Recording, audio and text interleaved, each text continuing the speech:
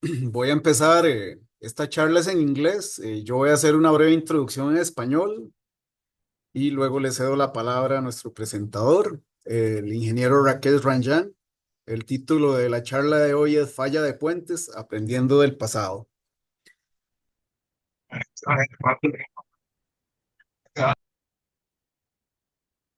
Eh, Ok, primero voy a hacer una breve introducción sobre el Laboratorio Nacional de Materiales y Modelos Estructurales, que es una entidad académica de investigación adscrita a la Escuela de Ingeniería Civil de la Universidad de Costa Rica. Es un laboratorio especializado en investigación, docencia y transferencia de tecnología en infraestructura civil, y también somos responsables de ejecutar las labores de fiscalización que nos otorga la Ley 8114 para garantizar la calidad y la eficiencia de la inversión pública en la red vial del país. El laboratorio está dividido en el área de laboratorios, que cuenta, valga la redundancia, con 3 laboratorios y 3 programas: el de ingeniería estructural, el de ingeniería de transporte y el de ingeniería geotécnica. Voy a referirme brevemente al programa de ingeniería estructural para el cual yo trabajo, el cual tiene como objetivo contribuir al desarrollo de la ingeniería estructural en Costa Rica, fortalecer la posición de la UCR como institución académica de investigación y velar por las responsabilidades asignadas mediante la Ley 8114. El programa es coordinado actualmente por el ingeniero Julián Trejos Villalobos y cuenta con 2 unidades, las cuales también están coordinadas por el ingeniero Trejos y 5 profesionales en el caso de la unidad de puentes, y con el apoyo de la Escuela de Ingeniería Civil en la unidad de estructuras.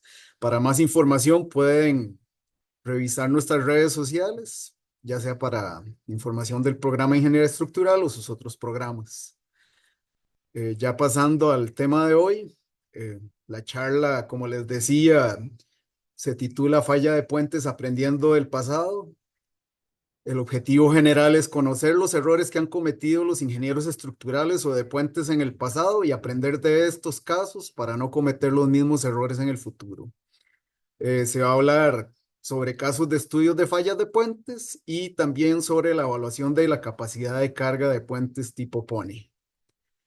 Vale la pena mencionar que, bueno, esta charla está alineada con temas de capacitación mencionados en el Manual de Puentes 2024, que fue oficializado a principios de enero de este año. Y nuestro expositor es el doctor Rakesh Ranjan, quien obtuvo su grado de doctorado en Ingeniería Civil con énfasis en estructuras en la Universidad de Waterloo en Canadá, y anteriormente había obtenido su grado de maestría en ingeniería estructural en el Instituto de Ciencias de la India. En cuanto a su experiencia profesional, que es muy amplia, acá hay un muy breve resumen. Actualmente es profesor asistente en el Instituto Indio de Tecnología en Roorkee, que es una de las instituciones que están en el top 10 de instituciones académicas en la India. Además, ha sido ingeniero estructural y diseñador por su paso en Canadá, y además desempeñó varios puestos de investigación también en Canadá. Muchas gracias por su asistencia. Eh, Rakesh, the audience is yours. Good morning, everyone. Let me share my screen.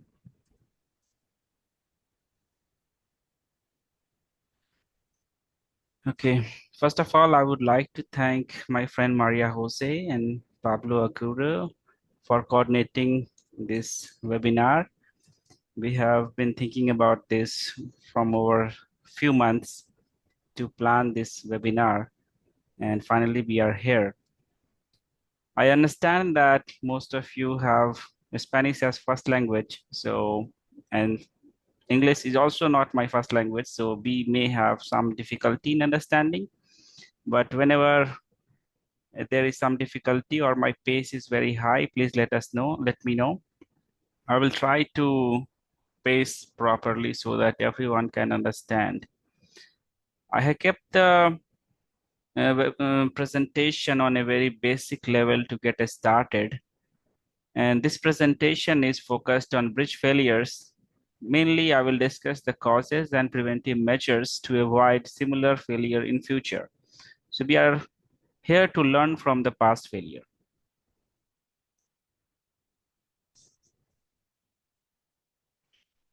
Okay, going to next slide. So there are two parts in this presentation. First of all, I will give you overview of bridge failures in India, which will give us perspective like what are the different regions bridges fails, and most probably it will be similar across the globe. And then I will discuss 7 specific case studies on different bridges and what was the different reasons for the failure and what we can do to avoid similar failure. In the part 2, I will discuss method of assessment of load carrying capacity of Pony truss bridges. And I will discuss what is Pony truss bridge and how analytically we can estimate the load carrying capacity. There are codes, international and national design codes to assess the load carrying capacity, but I will discuss only analytical method because if I discuss the code based method, then I will have to cover different countries like Canada, India, Europe, British, American, and then Argentinian codes. So I will only discuss the analytical method. So bridges are critical components of infrastructure worldwide. However, bridge failures can occur due to a variety of reasons. And by analyzing these past incidents, we can improve future bridge design and we can take preventive measures to avoid such failures. So we are going to learn through this presentation what are the causes of failure and how we can avoid it in future. So this is a summary of bridge failures in India. Depending on the type of bridge and the number of bridge that has failed, the total 2010 bridges, and these are the different category of the bridge which has failed. So maybe I will try to show through the pointer.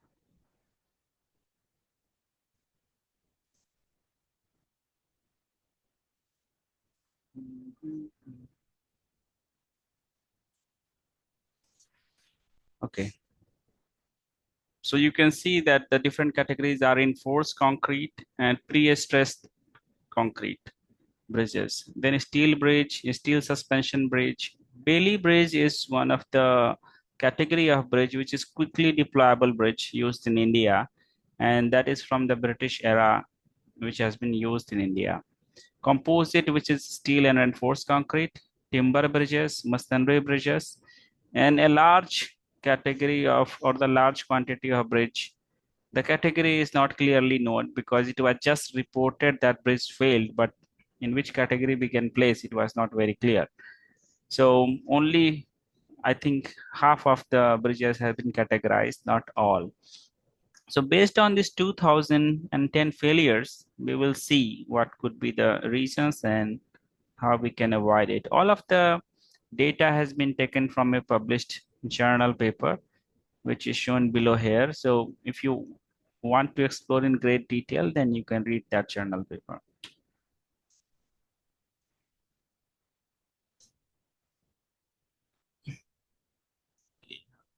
Next slide. Okay, so this table is heavily loaded. So there are so many items here.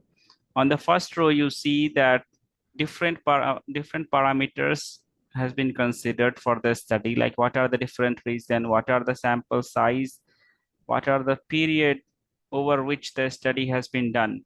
So bridges in India, bridges in US, by 3 or 4 different authors, and bridges in United States of America. And then bridges worldwide, some of the authors have seen that why bridges fails, and bridges in Nigeria and China. So these are the different papers which have summarized or from where the data has been taken. The sample periods are shown here, from which year to which year the data has been studied. This is the number of bridges which is in the focus of their study. And then this is the average age of the failed bridges. So there were different life of the bridge which has failed, and the average was taken, and that was this bridge. So around 35 years in India, around 50 years, or you can say 55 years in United States, and in China around 23.6 years. So this average life is of the failed bridge, not of all the bridges existing in that country. Okay. Annual average annual rate of failure, like in per year, around 129 bridges fail in India, based on the study. Not all the failures are reported in all the country. So we cannot claim that this is the exact quantity of failure happening per year. Similarly, in United States, that number is very much close, around 128 and 129. In China, 38 bridges per year. These are the different causes of failure because of overloading. Right now, there are special use vehicles mainly to transport heavy machineries because of the industrial development in all the country. Now heavy equipments needs to be transported in remote locations, and then the bridges constructed in the past may not be ready to take that load, and that's how overloading happens on the bridges. And then deterioration, this includes corrosion in steel and some damage happening in concrete over a long time. Then natural disasters include earthquakes, extreme wind events like cyclones, and then design, construction, and maintenance. So during construction itself, bridges can fail if the proper methodology is not used. In design, if we do not design properly a stable system, a stable structural system, then the bridges can fail. Human-made disaster. You have seen the fear of bridges failing because of impact by a ship. So somebody can impact the structural part of bridge, and then the bridge can fail. And then there are some other regions in which is not known. So you can see the different percentage which is reported here. The largest category is given to natural disaster, but we design our structure to sustain those events like extreme winds and earthquakes. So failure should not happen because we design for that. But still, the reported failures are because of the natural disasters. And that varies country to country. In China, the failure because of natural disaster is reported only 38%. And human-made disaster, you will see it is relatively higher, 26%, compared to other countries like India and United States. And now, the same thing has been reported in a different way, like number of bridges failing and what are the different regions during the construction. Because of that, the bridges fails. So during construction, out of the, I think, 2010 bridges which has been studied over 40 years, this duration is 40 years, 123 bridges have failed during the construction. And most of the failure happened in reinforced concrete or pre-stressed concrete bridges, 87%. And you can see the inadequate support condition, which includes scaffolding. Construction technology, like we have different uh, girder or systems to lay the girders during the construction. So suppose the cable stayed bridges, suspension bridges, segmental construction, like you have prefabricated panels and then we are trying to connect different panels one by one at site. So different construction technology is used. It may be a crane, it may be a automated system to lay all the girders or the deck part one by one. Then disaster related, during the construction itself, if heavy winds or earthquake happens, then the bridge can fail. Design fault, so if the amount of reinforcement is not enough, if the development length needed in the detailing of RCC structure is not provided, then the failure can happen. If some unforeseen stresses are coming on the structure, especially during construction period, like different kind of loads can happen, which is opposite to the nature of what the bridge will be subjected during service. So during service and during construction, the nature of loading will be different on the structural parts, and that needs to be considered. Mechanical failure, suppose the crane hook fails or the crane cable fails, and then this kind of failure can cause the failure of bridges. Human errors, like it may be a wide range of things which can cause the failure of bridge. So here on a pie chart, it is shown that out of 123 bridges failed during construction, 107 was reinforced concrete and pre-stressed concrete type of bridge. Around 13 was a steel bridge, one was belly bridge, one composite, and one is unknown. So I think across the globe, the bridges are being constructed mostly by reinforced concrete and pre-stressed concrete. That is why the more number of failure is happening in this kind of bridges. Now, database for failure of bridges in India. In this case, it is shown the total 2,130 bridges failed in service. So that was during construction, and this is during service how many bridges failed. In this study, the culverts or small pedestrian bridges have not been considered. We have seen in the second slide, the average age of the failure of bridges was 34.5 years. And in this case, the category is given for failure during service. So here also a large percentage is for the reinforced concrete bridges and pre-stressed concrete bridges, then steel bridges, then suspension bridges, belly bridges. Here, different regions are assigned, like why bridges fail or which component failed. So most of the failure happens in superstructure like girders, decks, or if you have cable and suspension bridges, then cables can fail, suspenders can fail. So these are superstructure. Then substructure includes the pier, pylon. I think pylon has some lower part, so that can be considered as substructure. Then foundation. In many bridges, the scouring happens and the foundation can settle, and then that can initiate the failure of the bridges.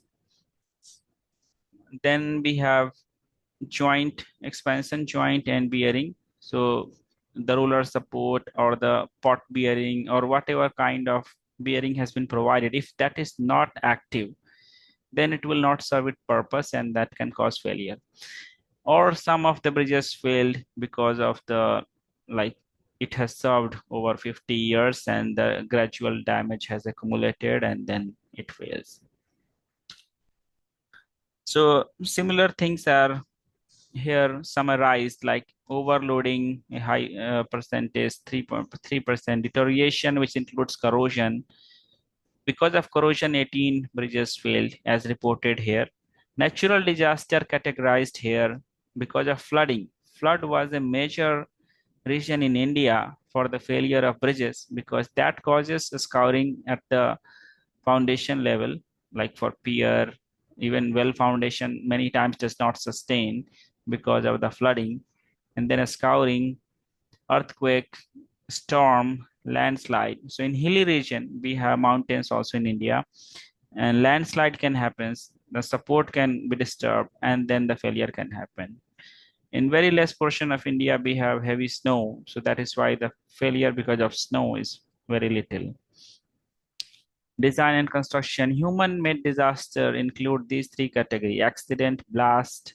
So because of accident like impact by a ship on the pier of a bridge, this kind of accident, or on the highway bridge, a truck can hit the column or pier of the bridge and then that can cause failure. Blast may be the man-made thing for the variety of regions. Here again, the same thing, natural disaster was the primary reason why bridges failed. That is shown here. Now, for the different bridges, out of the 2010 bridges over the 40 years, what was the life of different bridges? Like 60 bridges was having life 1 to 5 years. Here, mostly the failure because of construction was the primary reason. And then if you can see 20 bridges failed around 100-year-old. So that may be the old masonry type or arch bridges made of stones, or that may not be of much use. So there may be variety of reason. Old construction material was highly durable, but now the RCCA structures that we are making, I don't think it will sustain hundreds of years. A stone or old masonry structure can sustain such over the long years. So summary of this study was the natural disaster in India have most devastating effect on the failure of bridge infrastructure. Similar trend were observed in United States as well. And we have seen the flooding, hydraulic induced failure was heavy or high percentage for the failure. Deterioration of materials, 10%. Overloading contributed to 3% of the bridge failures. Climate changes are stipulated to increase frequency and intensity of hazard events. So nowadays we are hearing a lot about climate change. So that will cause like frequent extreme weather events like cyclones and disasters like earthquakes, even flooding, and also the change in temperature. If even 2% change in temperature happens, then the thermal stresses in a continuous deck system will increase, and that may require us to improve or increase the margin of safety of our bridges. And the vulnerability of the bridges can be addressed by several approaches, such as performance-based design, resilience-based design, life cycle by economics consideration, and life cycle by environmental consideration, like carbon management. We should reduce the carbon emission in the construction. Resilience means like how quickly your bridge can be put into service after a natural disaster. So if earthquake happens, suppose there are minor damage in bridge, how can you quickly repair so that it can be brought back into the service?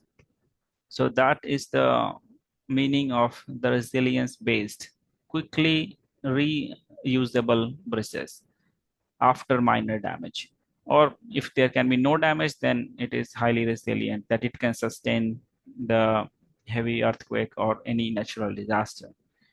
There are several tools to analytically design for that, which is pushover analysis, incremental damage analysis, direct nonlinear analysis. So these analysis methods can be used to further study. Now I will discuss the specific failures in bridges. Okay, what happened to it? The first bridge is Turini Bailey Bridge. So I hope most of you have seen a Bailey Bridge, which is different trusses connected together. In this case, the category of this Bailey Bridge is double, triple reinforced. So double means on one side you see that there are two truss panels, 1 and 2. Okay. And then triple means at one location here you will have 1, 2, and 3 panels together. That is the meaning of double, triple. So 2 layers in the height and 3 layers in the width side. So that is the definition of this type of Bailey bridge.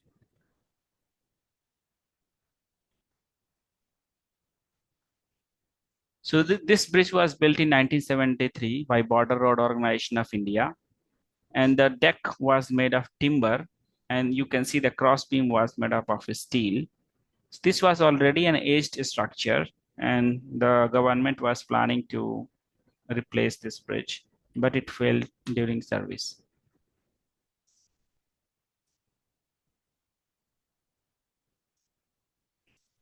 The primary cause of the failure of this bridge was lateral instability. You can see that one side of the truss is visible and other side of the truss is in the water. And this is called lateral buckling of the top chord of the bridge. The category of bridge which I'm going to discuss in the end portion of this webinar is monitors bridge, and this is also of that category that there is no lateral bracing at the level of top chord.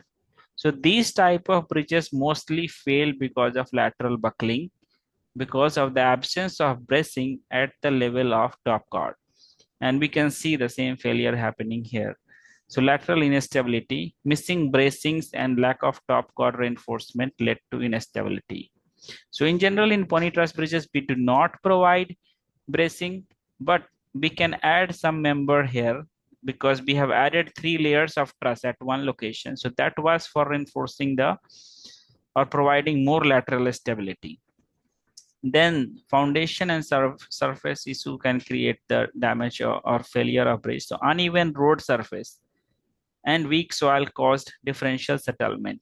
So weak soil near the abutment side or near the support side caused settlement of the support, and that's how this bridge became unstable.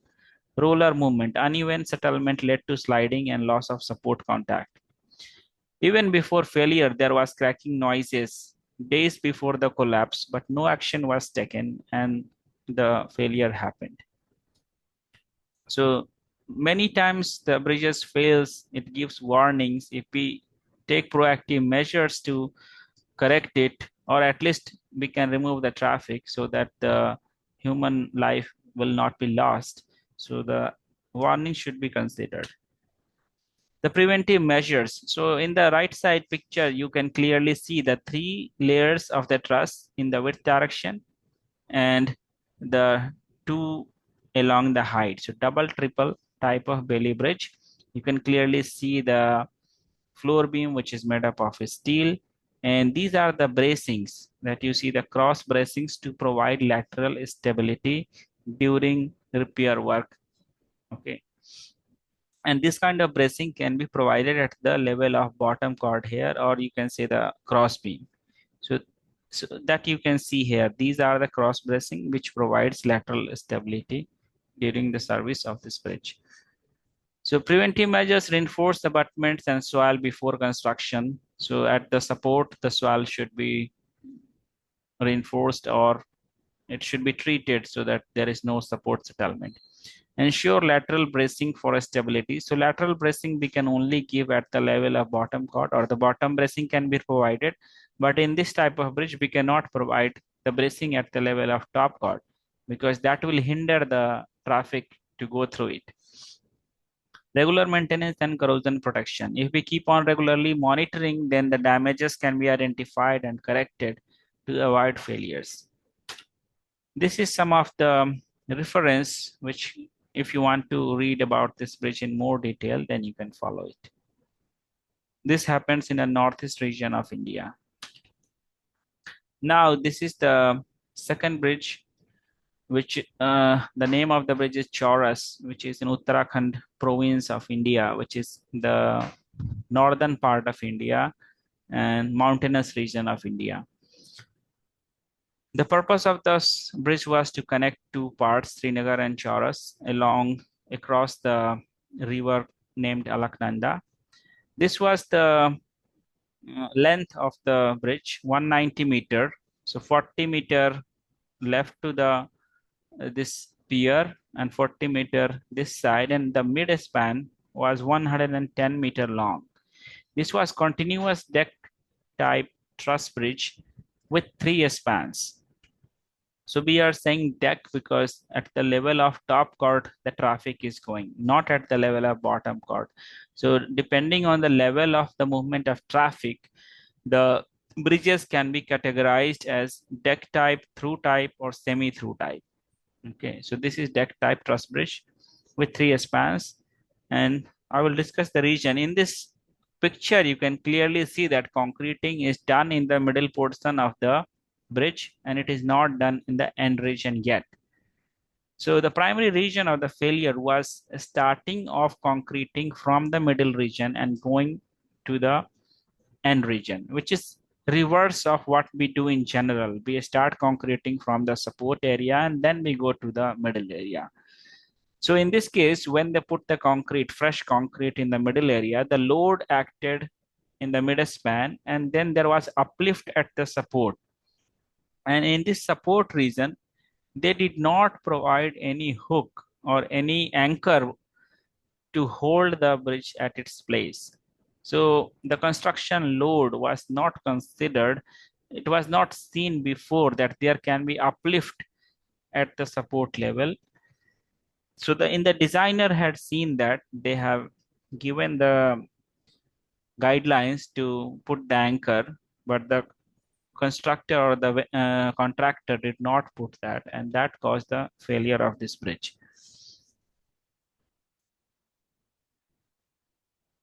So the cause of collapse is to resist uplift forces at the abutment, provision for temporary support to resist 150 tons uplift force at each end were designed and specified, but anchor bolts and proper supports were not provided on the site.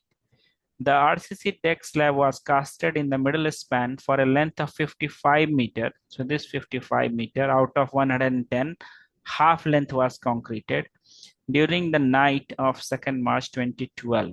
So around 13 years before this failure happened and casualty happened, people died who were working at the site. Because of that uplift at the support, the top chord was subjected to the buckling and the collapse was primarily caused by buckling of compression member U13, U14. So this is U13, U14. When subjected to excessive compressive force. So you see the gusset plate, how different members were connected at this location. And then there was a segment at U13, U14 is a member at the level of top chord. It was almost crushed. Overstressing of critical member. Analysis using a stat pro revealed that member U13-14 experienced a compressive stress of 170, approximately 174 megapascal, which likely exceeds its critical buckling limit. Upper chord members U18-19. Here it is not visual 18-19. Carried 6,000 kilonewton of force, indicating extreme loading in certain sections of truss. So what could have prevented the failure of this bridge is we should follow the design guideline strictly. Sometimes the administrative pressure is given to meet a deadline and construction work happens day and night to just complete the work before the deadline. And possibly that was the reason the measures of providing the anchor bolts at the support was not given, and that caused the failure of this bridge. So conduct real-time stress monitoring during casting. When we cast the concrete on the deck, we should keep watching at other locations where distress can happen because the structure is still under construction. So we should keep on monitoring what is happening to the other member as well during the concrete casting process. Reanalyze temporary loading condition before casting of deck. So if you are following a different or unconventional sequence of construction, then the construction load should be or temporary loading conditions should be analyzed and support conditions should be provided for that. This is some of the reference. There has been several journal papers analyzing how the failure could have prevented. And you can see in the right figure the condition at site after the failure, how many people were there. Now moving to another bridge called Marcy Bridge. This bridge is located in New York with a steel arch bridge over Cedar River. It was 100-year-old bridge. So this bridge has already served for a long time. And this collapse incident happened during routine inspection and repair. So they were trying to retrofit it.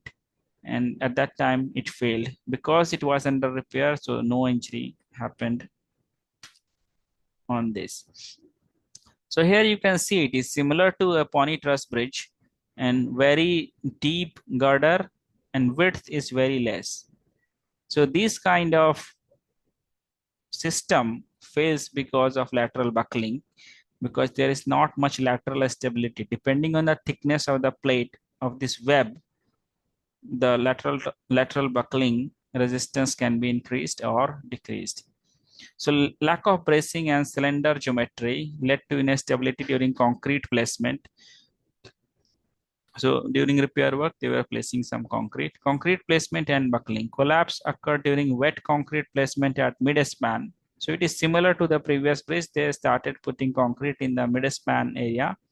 And local buckling of the compression flange was not a major factor, but the buckling happened because of lateral torsional buckling. So transverse load caused bending about the minor axis. Top lateral bracing is essential for curved girders to resist torsional forces.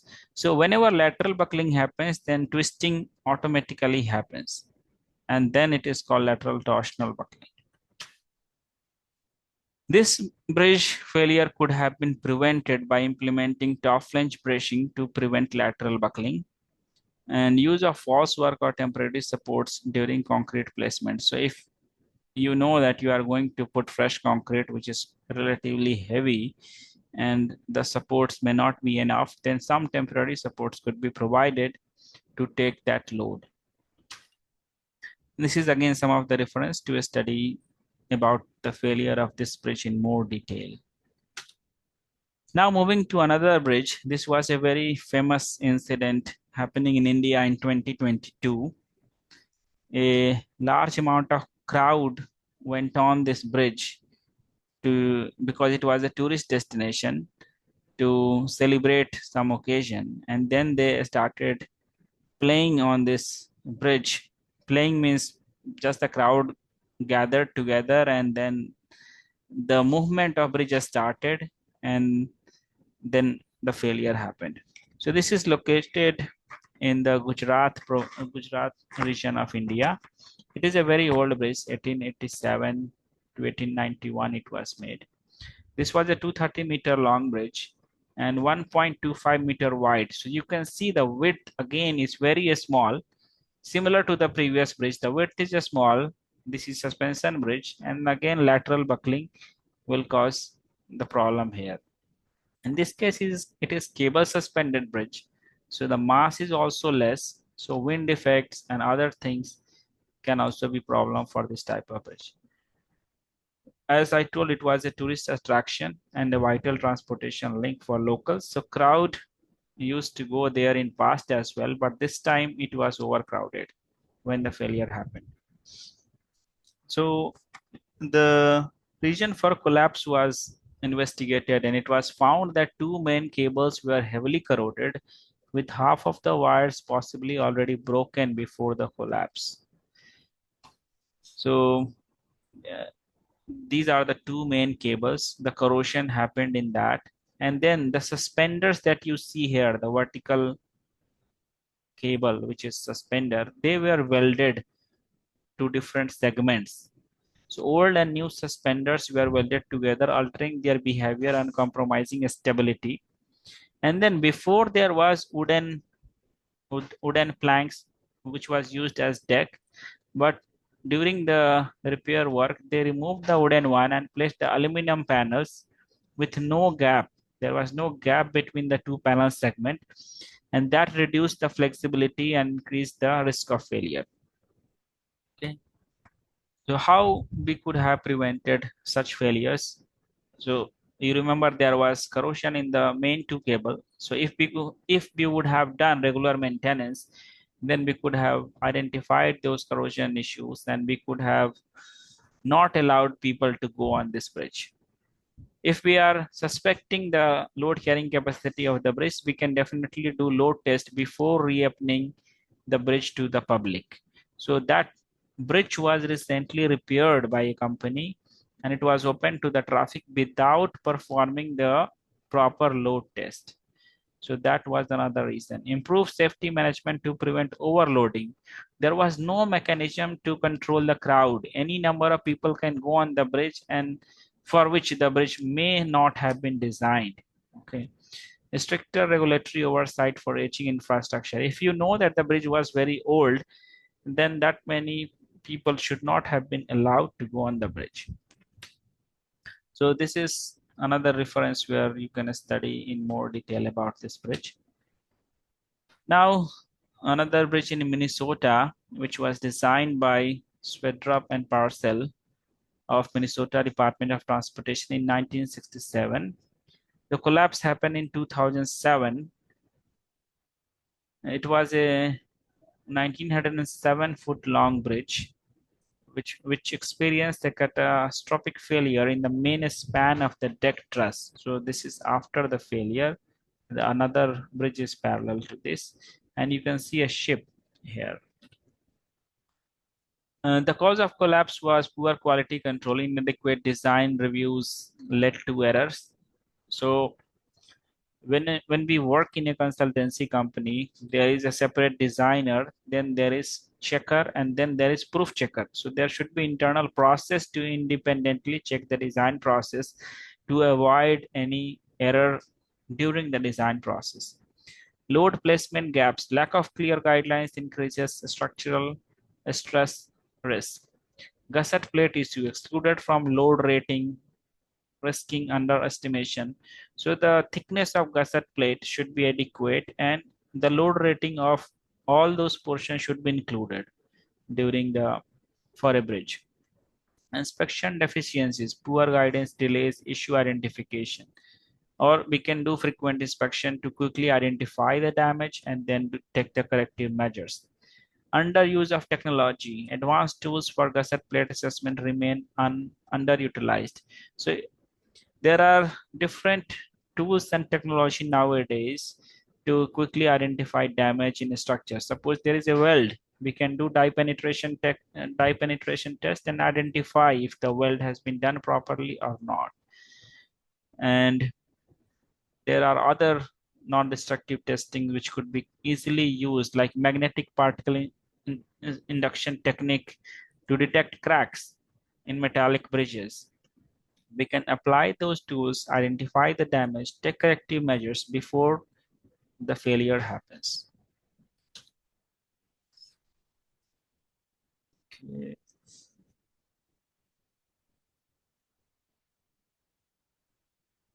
So preventive measures is stronger quality control, load placement guidelines, gusset plate inclusion, enhancement in inspections. Okay, next slide. These are some of the references for further study. This is another bridge. In India, you know, India is heavily populated. And if we do not control the crowd, then these kind of pedestrian bridges go through a lot, go through unexpected loading situation, and then this type of footbridges fails. So this happened on 14th April 2023. This is in Udhampur district, Jammu Kashmir, northern part of India. This was a temple. This bridge was located near a temple to facilitate devotees and used as a vital pedestrian link for the local community to facilitate daily commutes and access to essential services. So I think in next slide, you will see the cause of collapse.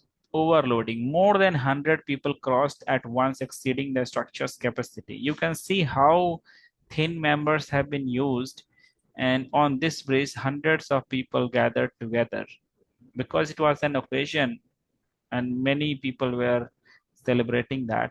And again, they went on the bridge and failure happened. Excessive movement over time weakened the material and caused stress. Lack of maintenance. Regular inspections were not done, so early warning signs were not detected. So in India, overcrowding is a big issue, and sometimes the amount of load that goes on the bridge is beyond expected design load. Now the preventive measures, implement regular and thorough inspection. So we have seen in most of the bridges, if the inspection is done frequently, then that kind of failure could be avoided. Controlling the crowd. At the time of design itself, there should be some allocation of funds for maintenance. Many government authority focus more on initial investment to construct the bridge, but later on there is not enough fund to maintain that bridge, and that damages the bridge and the life of the bridge is relatively lower. Okay, and involvement of qualified engineers in the design, construction, and maintenance of all infrastructure projects. These days, you may have heard about EPC mode of construction. Engineering, procurement, and construction is done by a single entity. So the designer is also from the same firm, contractor is also from the same agency. So they mostly focus on optimizing the initial cost of the structure and that naturally reduces the margin of safety. So excessive optimization is done to save initial cost of construction if in the EPC mode of construction. Before the designer was somebody else, contractor was somebody else, the designer will always negotiate with the contractor to provide more margin of safety, more conservative designs, and contractor will just follow that. But if you are from the same agency, then that does not happen. Heavy optimization happens and the margin of safety is decreased. So this is the reference for further study. Now, Morandi Bridge, which is located in Italy, and that failed on 14th August 2018. The function of this bridge was, this was a crucial part of A18 motorway facilitating heavy traffic across Polsivera River. The cause for this collapse was design flaw, limited understanding of concrete behavior, especially the creep and shrinkage behavior resulted in structural weaknesses. So here you can see the cable supported bridge. This was very like old construction. At that time, there was not much understanding of how the creep and shrinkage behavior will affect the structure. There was significant sign of deterioration like cracks, corrosion, and signs of wear, with maintenance report highlighting the need for repairs to cables and concrete deck, but timely action was not taken. So this is the picture after the collapse. You can clearly see a segment had just fallen down, and that's how the failure happened. You can see the truck just at the edge of the bridge, which could have also fallen down. The preventive measures, importance of regular maintenance. The collapse highlighted the critical need for continuous inspection and maintenance of aging infrastructure. Design and material consideration. It is emphasized that the importance of modern engineering practices focused on durability and safety. We also changed our design philosophy from working stress method to limited state method. And in limited state method, still the durability is a concern. We are not getting the similar level of durability as we used to get in working stress method. So of course, we have optimized the design, but we have not achieved the same level of durability by following this design philosophy. We can also create awareness to public and accountability. The incident increased public awareness of infrastructure condition and the need for accountability in ensuring public safety. So if the locals know that this bridge is not like healthy to go on it, so local awareness can be spread out to avoid such damaged or about to fail bridges. Okay. For further study, this is the link given. Now we are moving to the part 2. I would like to check how much time I still have. Okay, we have 6 minutes. So analytical method on assessment of load carrying capacity of Pony Truss Bridge. By the word Pony, it means small or smaller. So Pony means a small, and this refers to the small height of this truss. Because the height of this truss is small, we cannot put bracing at the level of top chord, because if you put the bracing, then the trucks cannot cross through the bridge. So this type of bridge is called semi-through bridge because only half of the portion is is accommodating the truck, and half of the truck is supposed above the level of top chord. So this is semi-through bridge, and pony means a smaller height which lacks the bracing at the level of top chord. So all of this category of bridge is controlled by the lateral buckling of the top chord. So if you can estimate the load carrying capacity of this bridge corresponding to the lateral buckling, and then because that will be the governing mode of failure, then you can calculate the load carrying capacity considering that mode, which is lateral buckling. This is a modified version of pony truss bridge. So here you see the pony truss, but it is also supported by a suspension cable.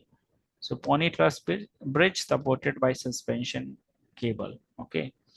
So this is the real case in nearby my institute, and I have seen the lateral buckling of the bridge, and I personally investigated the failure of this bridge. So here you can see the buckled shape of the top chord. When you study lateral torsional buckling, you see this kind of shape. And that happened because there was lateral support. So here you can see the same truss. This suspender is connected to the bottom cross beam. Cross beams are located at this level, and this suspender are connected to that. And then there is a member like this, which is connecting the top chord with the cross beam. So this was welded to the top chord, and that connection failed at many levels. So at all the lateral support connecting the top chord failed at this junction. And out of around 40 or 45 lateral support was there, 14 has failed. And that gradual failure of the lateral support caused the lateral torsional buckling of this top chord. So this is the real case in our India.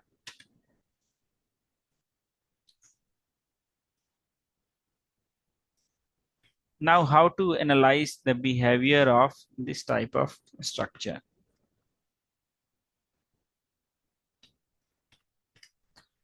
So we are transforming a real problem into a mathematical version. So this is the idealization, that this is the plane which is showing you the top chord, and so at this level you will have top chord, at this level you have truss vertical, truss diagonal. This is your bottom floor beam or cross beam, we say here, and this is another truss. So first truss and then the second truss, this is the cross beam. When the load is placed on the deck, then these truss panel have tendency to bend inward or outward depending on the location along the deck of the bridge. Okay. So for idealization, we consider that this is a cantilever beam, this is a simply supported beam, and we can calculate the stiffness of these trusses using this equation. So this is delta V, which is showing the lateral displacement of the truss panel. If you provide a load P and if you measure the displacement, then P by delta will give you the stiffness of that. So we are measuring the lateral deflection in the at the level of top chord by giving a force P. So you can calculate this delta V, and this delta I is coming from the diagonals. So diagonals in the trusses also resist the lateral buckling. So if you apply a load P and delta I is the total deflection, and if you equate the P to 1, then you get the stiffness, which is 1 by delta I. So we sum it, the deflections of the contribution from the top chord truss vertical, and this is for the truss diagonal, and then you get this expression. This is the typical equation PLQ over 3EI, which we teach to undergraduate student. The cantilever beam subjected to a point load at the end, then how much is the deflection? This is PLQ by 3EI. And this is the deflection here of the cross beam. What is the deflection here? BD2 square by 2EI. And then this is the contribution of the stiffness at the joint which is connecting the truss with the deck, okay, or the floor beam and the truss panel. So this is the stiffness of the joint d2 square by kg. If you add everything for the vertical and for the inclined one, then you can get the stiffness of this. Once you get the stiffness,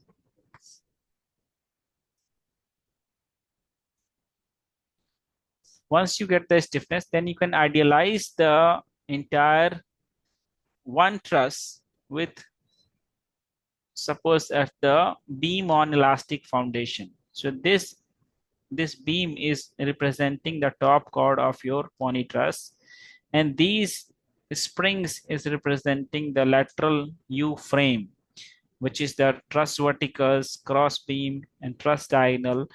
So this is the top chord, and this is representing the cross beam, truss diagonal, and truss vertical.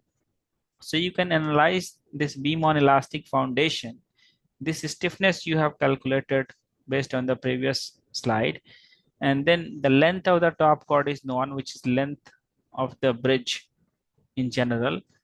And then you can calculate the required load carrying capacity or required stiffness if you know the load carrying capacity, or if you want to calculate load carrying capacity and the stiffness of this spring is known, you can calculate the load carrying capacity.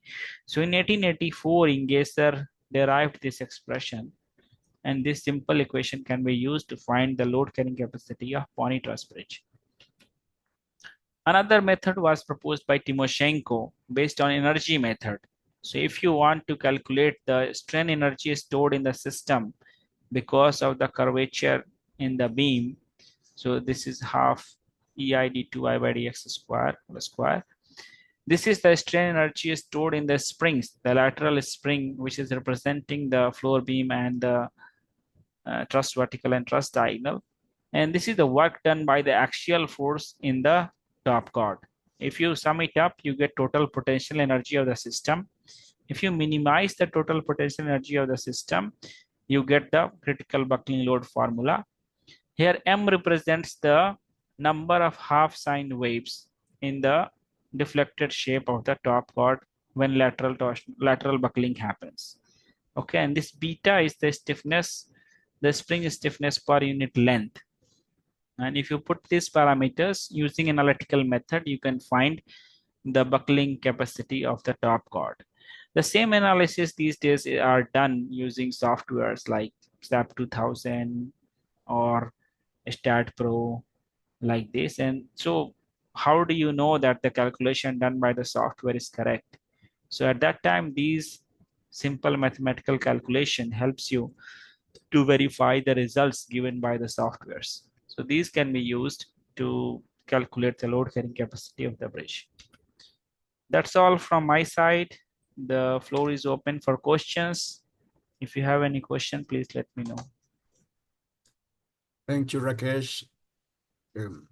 Pueden ir escribiendo sus preguntas. Puede ser en español, en inglés. Aquí las traducimos. Rakesh, I have a Yeah, question to start. yeah. Can you provide us the general context of bridge management in India regarding the inventory, the way the road network is divided, and how bridges are administrated? Yeah, in India, bridges have been first of all categorized, like which one needs more attention quickly, like over the 5 period, over the 10 period, over 25 period, over 50 periods. So those who are more susceptible to failure, a bridge management system, the software has been developed. The sensors have been kept on the bridges. Continuous sensor data is coming to the, you can say, headquarter, where all the monitoring is being done for the sensitive bridges, like critical bridges on a national level. So all have sensors installed in it. And then those data is being continuously monitored. And if there is any sudden changes which can cause failure, then alarm goes to the concerned person. And then they look into that bridge by going on the site. But that has been done on only selected bridges, not all the bridges. In India, we have, I don't know, or thousands of bridges. So it is difficult to monitor all, but those which are critical bridges, they are being monitored with sensor data, and it is all software based. People are alarmed to go and do the instant inspection if there is alarming issues happening in the bridge. Thank Yeah, you. anything else? Any question? Oh, Theo, can you read? I think there are some messages I can read. Yeah. Okay, I will not be able to understand the Spanish language, but the last one, according to the bridge failure Yeah. stats you explained, most failures have occurred in reinforced concrete and pre-staged concrete bridges. However, your presentation seems to be focused in steel bridge collapse, all but one, I believe. Is there a reason for this, or is this just by chance? Actually, I teach a course on behavior and design of steel structure, and as part of the course, I asked my student to make a case study on failure of steel bridges. So I have more information related to steel bridges failure because that's my core area of interest. That is my research area. That is the reason I have selected more steel bridges. And during my postdoctoral study, I worked on the development of methodology for the load carrying capacity of pony truss bridges. So you may have seen that most of the steel bridges or the failure I have discussed was pony truss bridge. And there was a mistake in Canadian design code, and that I have improved during my postdoctoral study. So it is because my area of research is this, I have selected the steel bridges. It is not that most failure happens in concrete bridge and I am focusing on a steel bridge.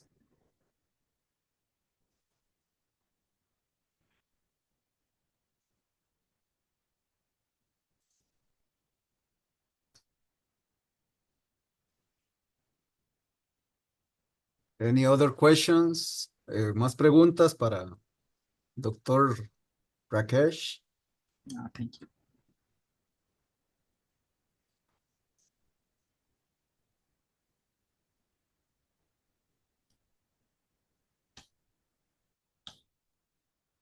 you. Pablo, may I ask?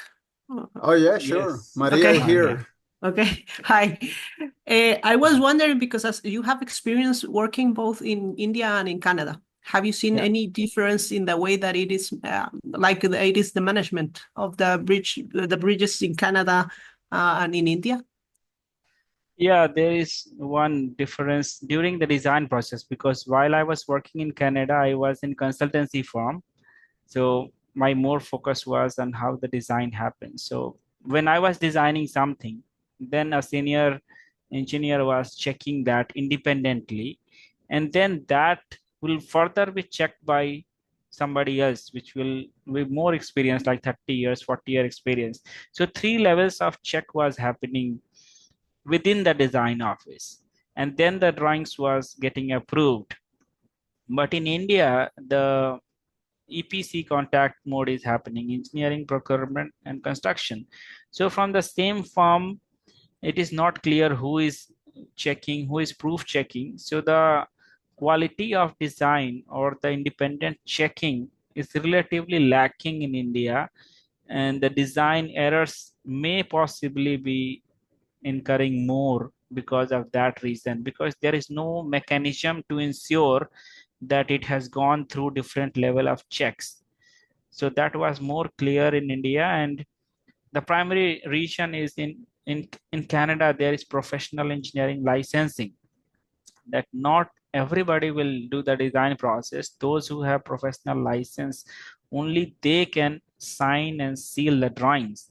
But in India, that licensing process is missing. Anybody who has done undergraduate study can do the design. Anybody can have some year of experience can do the proof checking of the drawing. So that quality control procedure during the design process is not as good as in Canada. Yeah, unfortunately, we have the same problem, I think. Yeah. Professional engineering license should be there because we directly deal with the safety of public. Yes, thank you. We have two more questions in the chat, Rakesh. Yeah. So which of the failures you have presented could have been avoided, or at least avoid deaths and injuries of user with an effective regular inspection of the bridges? So see, some of the failures happened during the construction. The Chorus Bridge, which I discussed, was because as a professor here, we do the design, we do the proof checking of the drawings of bridges. We also go on the site to check why failure happened. So root cause analysis of failures. So one of my colleagues did the design of that Chorus Bridge. So he told that I provided the anchor bolts during the construction, but the contractor followed unconventional concrete casting process from middle to the end. And he did not provide the anchor bolts at the supports. So that was completely man-made disaster, which could have avoided if the contractor was serious enough to take all safety protocols to follow the drawings sincerely. So just by following the drawings properly, that death where I think 2 or 3 people died could have been avoided. Another was like because of the Morandi bridge, which was like lack of knowledge. And then there was one bridge where the main cable was corroded. So if that inspection could have been done, it would have been found then that bridge could not have been opened to public. The other bridge which I discussed about, the overcrowding, 2 bridges failed because of overcrowding. So definitely there should be a person on the bridge if there is any occasion to limit the number of people on the bridge. So most of the failures which I discussed during my presentation could have been avoided through the proper design or proper intervention by the people.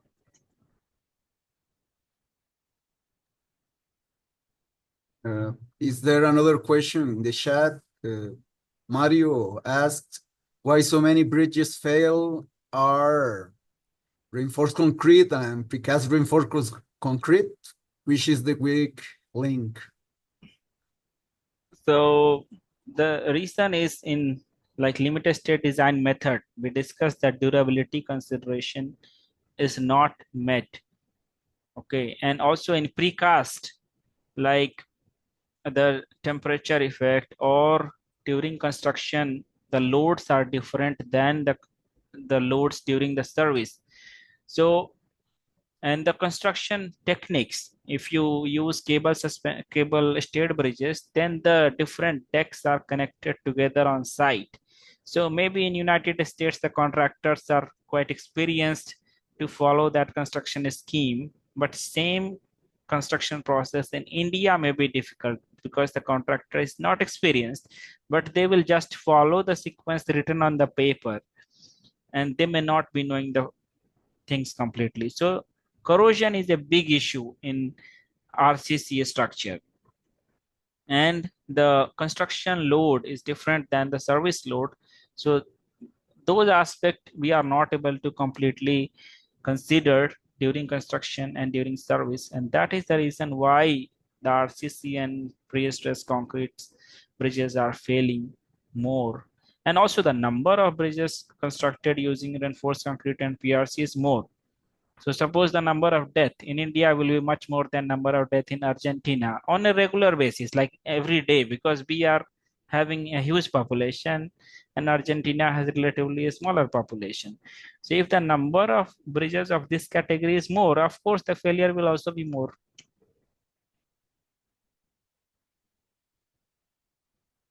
We have one more question. Do we have time for the last one, Rakesh? It's late Yeah, in India. yeah, stress corrosion cracking. So corrosion is a big issue, and my area of research is fatigue and fracture mechanics.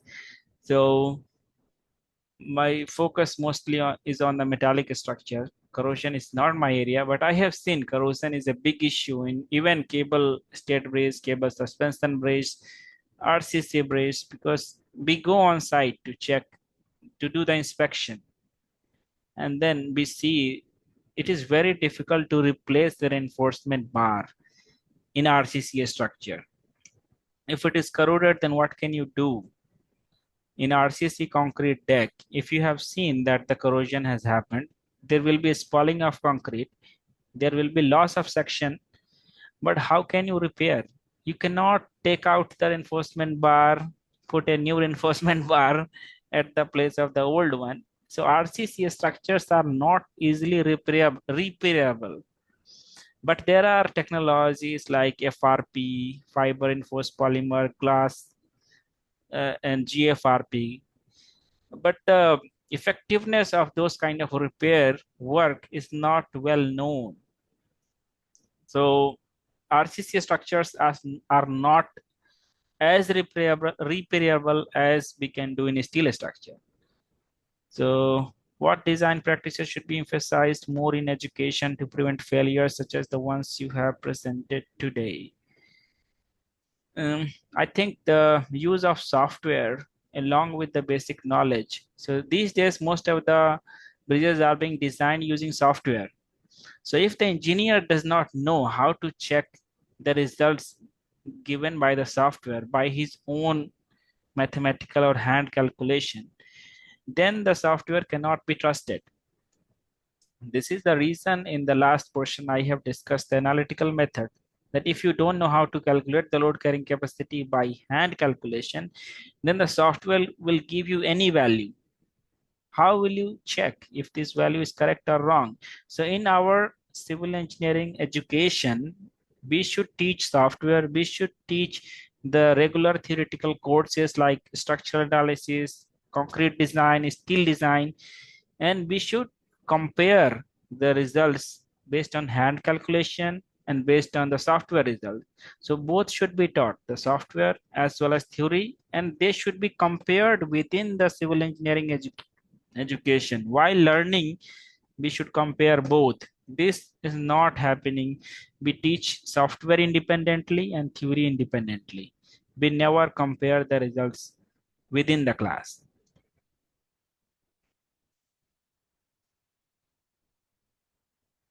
Okay. I think it's time to finish the activity. Yeah. Rakesh, Yeah. thank you. The presentation was so interesting and very informative. We have your contact, and the recording will be uploaded soon in YouTube. People can reach out to you for more questions and information. Thank you so much. Thank you. I will thank again Pablo and Maria Jose for coordinating this webinar. And I'm looking forward to see the YouTube link. And if there will be any question on the YouTube messages, I will respond.